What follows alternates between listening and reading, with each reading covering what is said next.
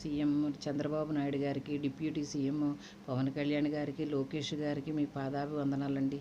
నేను అంబేద్కర్ కోనసీమ జిల్లా మందపల్లి, కొత్తపేట మండలం మందపల్లి నుంచి మాట్లాడుతున్నానండి. మేము శనేశ్వరుడి గుళ్ళో అర్చకురాలనండి. మేము నా భర్త 2009లోనే మిస్ అయిపోయారండి. నాకు 2 ఆడబిడ్డలండి.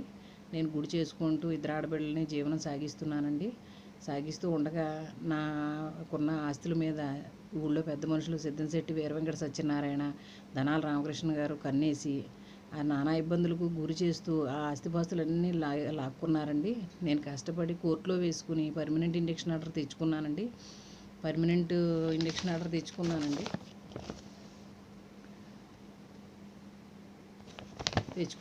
దేవస్థానంలో కూడా అలాగే ఇబ్బంది పెడుతుంటే నేను ఏసీ గారి దగ్గర నుంచి పర్మనెంట్ది తెచ్చుకున్నానండి. నేను పర్మనెంట్గా ఉండేలాగా నేను ఆర్డర్ కాపీ తెచ్చుకున్నానండి. దేవస్థానం నుంచి, దేవాదాయ ధర్మాదాయ శాఖ నుంచి తెచ్చుకున్నానండి.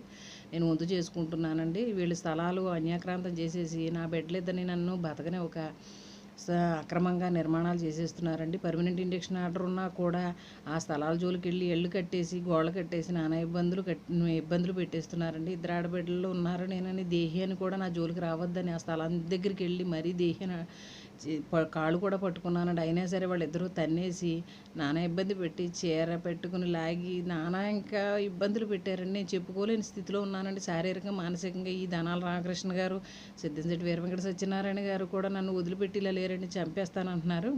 మా పాప చిన్న పాప ఉండగానే మాకు పాప మీద మైనర్ బాలికగా ఉన్నప్పుడే చాలా ఇబ్బందులు గురి చేశారండి. పోప్సో కేసు ఉంది ఆ పాపది. అయినా సరే ఆ కేసు కనుక కొట్టేకపోతే మేము ముగ్గురిని చంపేస్తారని బెదిరిస్తున్నారండి. నా ఆస్తిపాస్తులన్నీ అన్యాక్రాంతం చేసేసారండి. నేను ఒంటరి ఆడపిల్లని.